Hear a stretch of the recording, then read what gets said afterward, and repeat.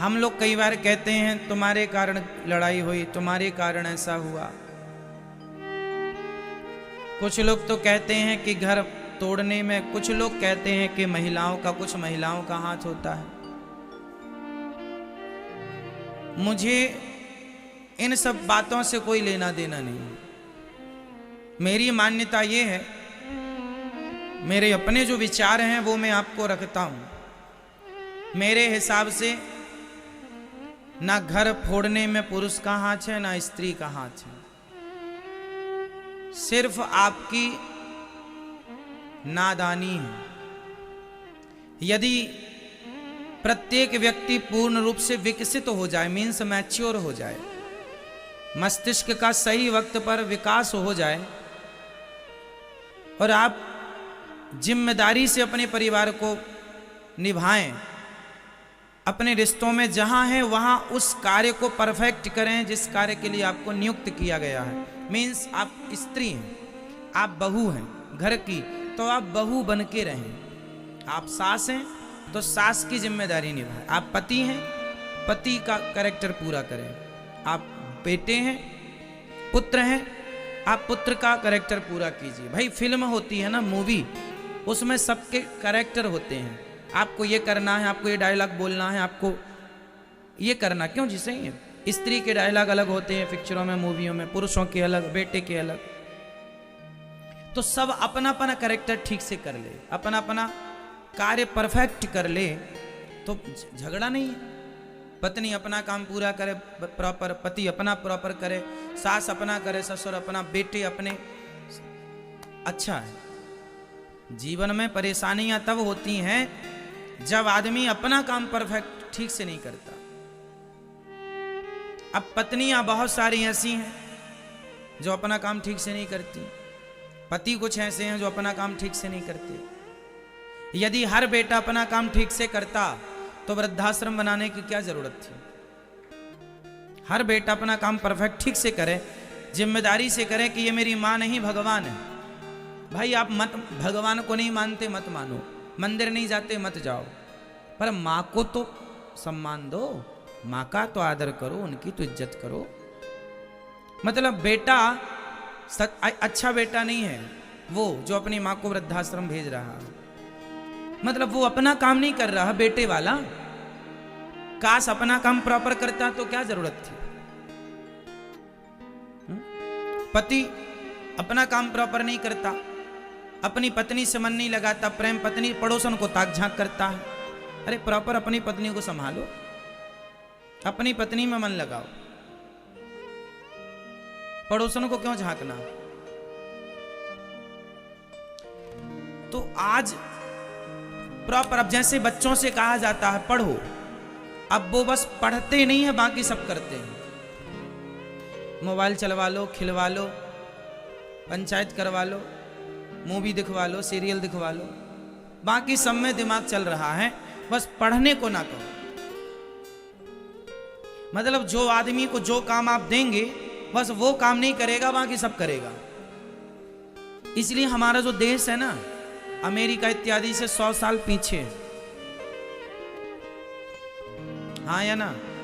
क्योंकि हमारे यहां आप एक काम करो, आप अपने घर में किसी आदमी को रखो काम पर कि तुम्हें ये काम करना है, 2-4 दिन तो करेगा, फिर बताना पड़ेगा भाई ये काम के लिए रखा है।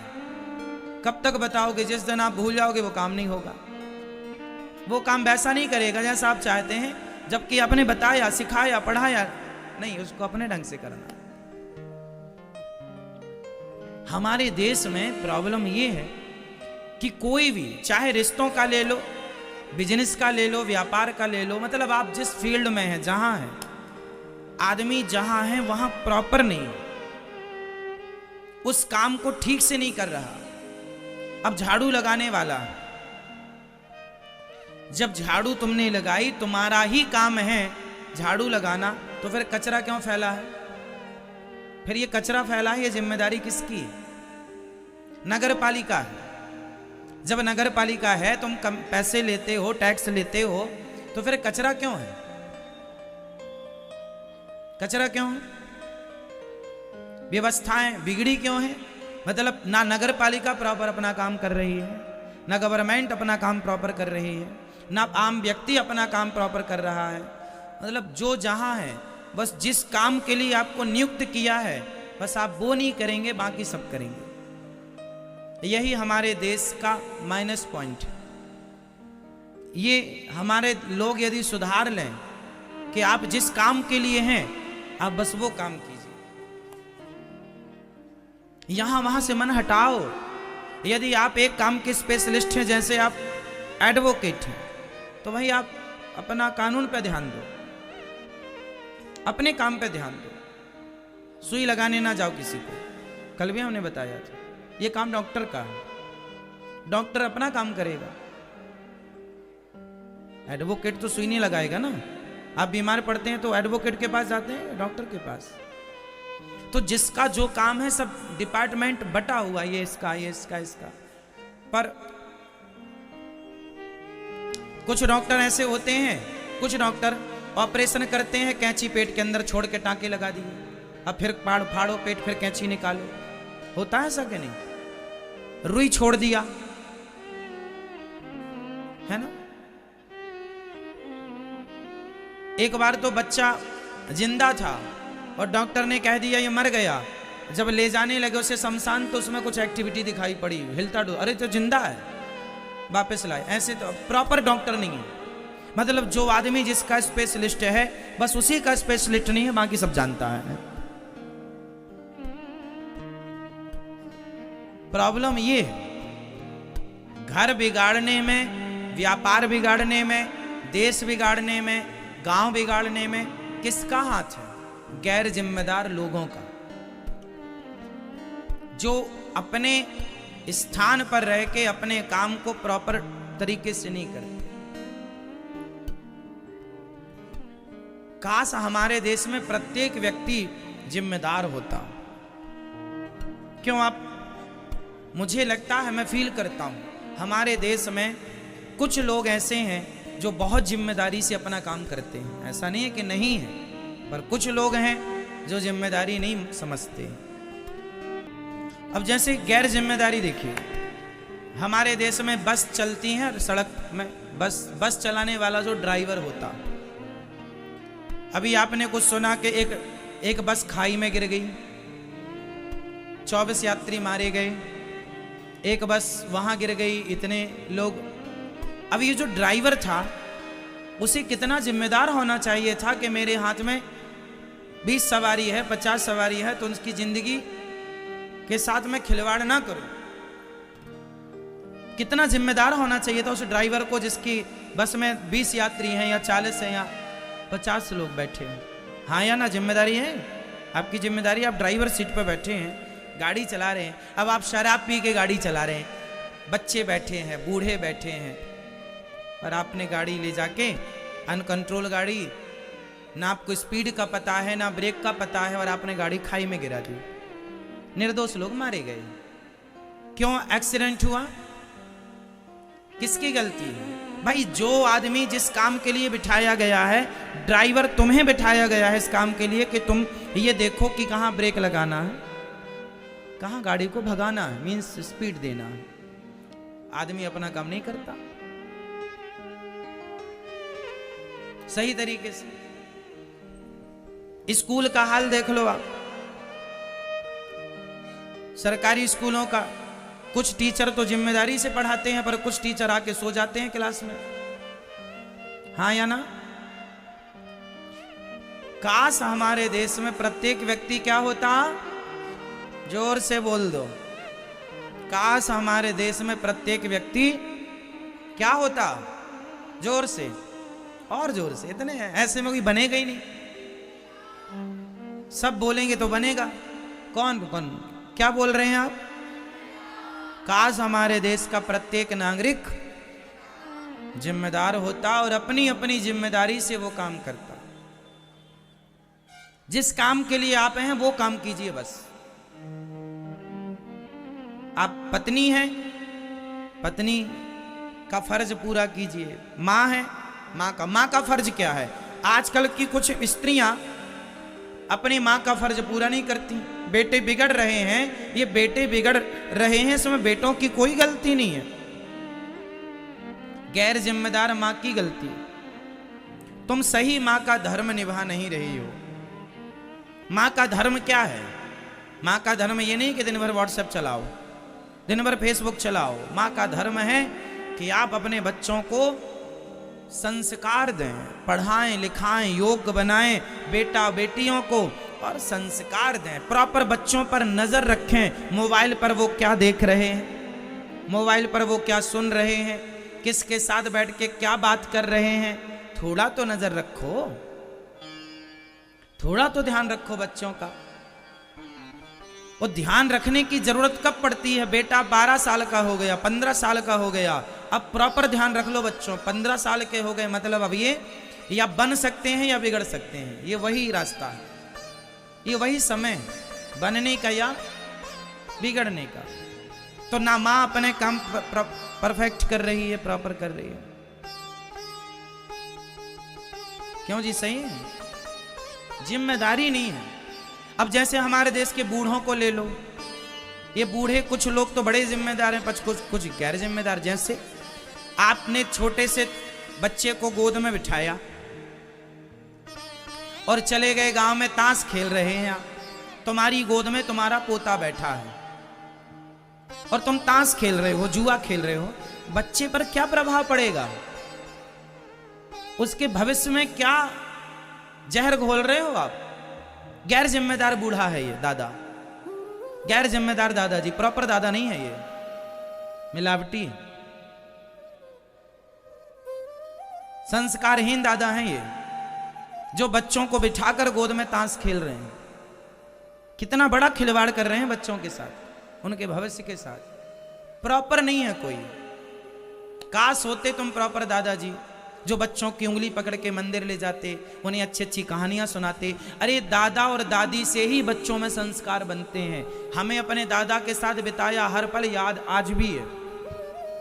हमने जो दादाजी के साथ अपने पल बिताए हैं, अब तो दादाजी नहीं हैं, बट उनके साथ जो समय हमने व्यतीत किया है, गुजारा है, वो पूरा क्या क्या उन्होंने बताया, वो क्या करते थे, वो हमसे क्या कराते थे, पूरा याद है। वो संस्कार था। अब पता चल रहा है कि वो हमारा एक लड़कपन, जब हमें कुछ ज्ञान नहीं था, तब उन्होंने उंगली पकड़ के कहां पहुंचाया। तो ये जिम्मेदारी है सबकी। गैर जिम्मेदार एक दादी, एक मां अपने बेटे से कहती है, एक पोता अपनी दादी के पास गया और दादी से बोला, दादी तुम टें बोल सकती हो? टें दादी बोली, हाँ बोल सकती हूं। टें बोल सकती हूं, क्यों नहीं बोल सकती मैं? पर तुझे किसने कहा? तो बच्चे ने कहा, मां कह रही थी तेरी दादी टें बोल जाएगी तब बहुत सारा पैसा मिलेगा।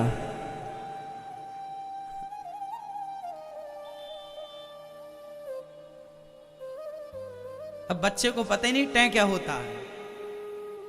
वो दादी से पूछ रहा, दादी टें कब बोलोगी? बोल सकती हो टें? हाँ हाँ बोल सकती हूं टें। अब मां अपने बच्चे को क्या सिखा रही है कि दादी टें बोल जाए। अब बताओ ये अच्छे संस्कार हैं?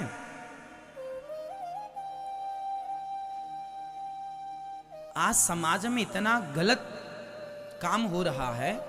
जैसे आपके बच्चे हैं, यदि वह आपके बच्चे पड़ोसियों को मिल जाएं, तो कुछ पड़ोसी जानते हैं क्या करते हैं? आपके बच्चों को गाली देना सिखा देते हैं। मम्मी को गाली दे, ऐसे देते हैं, गाली दे, ऐसे बोल, ऐसे बोल। जबकि वो प्रॉपर अच्छा बच्चा है, लेकिन उसको पड़ोसी क्या सिखा रहे हैं? गालियां देना। क्यों? वो चाहते हैं कि ये बच्चा बिगड़ जाए। मेरा बच्चा ना बिगड़े पर तुम्हारा बिगड़ जाए। मतलब पड़ोसी भी गैर जिम्मेदार है, प्रॉपर पड़ोसी नहीं है, जिम्मेदारी नहीं। अरे बच्चा तेरा हो या मेरा, बच्चा तो बच्चा है, भगवान के तुल्य है। उसे ऐसे संस्कार दो कि वो देश का नाम रोशन करे। उस देश में तुम भी रहते हो, हम भी रहते हैं।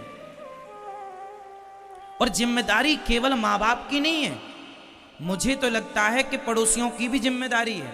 मेरा बेटा आपके पास बैठा है तो आप उसे अच्छी बातें बताओ, और आपका बेटा मेरे पास बैठा है तो मैं उसे अच्छी बातें बताऊं, क्योंकि बच्चे किसी ना किसी के पास तो जाके बैठेंगे। और आज दुनिया में ये है कि यदि पड़ोसियों के घर में चला गया तो पड़ोसी इतने दुष्ट लोग होते हैं कुछ लोग। मैं छोटा था ना, बच्चा था जब, तो मैं एक सज्जन के पास जाकर बैठा तो उन्होंने मुझे गांजा की चिलम पकड़ा दी। मेरे साथ जो घटनाएं घटी हैं, मैं आपको ये किताबी ज्ञान नहीं बता रहा हूं, प्रैक्टिकली बोल रहा हूं समाज में क्या हो रहा है, मानसिकता क्या है, मेंटलिटी क्या है दुनिया की, शायद आप समझ जाएं और संभल जाएं। मैं छोटा था, शाम के समय था, बैठा था, गांव के एक बूढ़े आदमी आए। उनका धंधा था कि गांव के बच्चों को बिगाड़ना,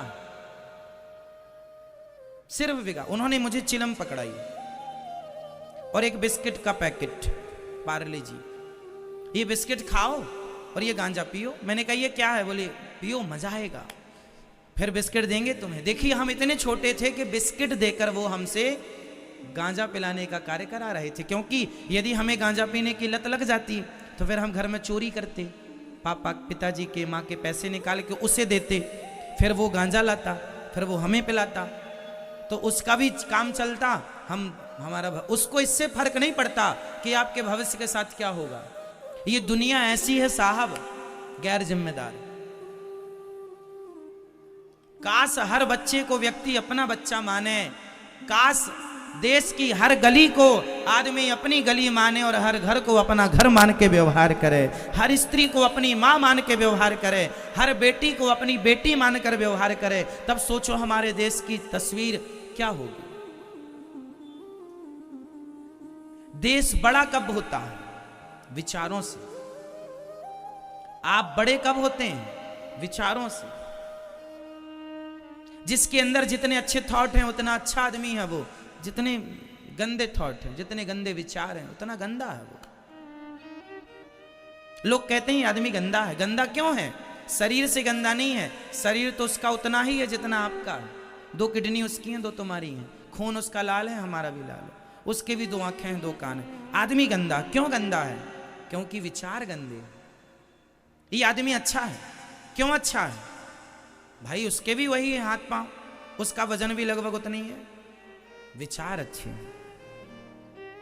इसलिए आप जिस पद पर हैं, आप प्रेजेंट में कितने लोग ऐसे हैं जो किसी ना किसी पद पर स्थापित हैं? बताओ, जो किसी ना किसी पद पर है वो हाथ उठाए। आप किसी पद पर हो मैया? बोलो हाँ या ना। आप किसी पद पर हो? आप किसी पद पर हैं? सिर्फ ये उत्तर देना है, फटाफट सोच लो। आप किसी पद पर हैं प्रेजेंट में? आप किसी पद पर हैं? आप पद पर हैं?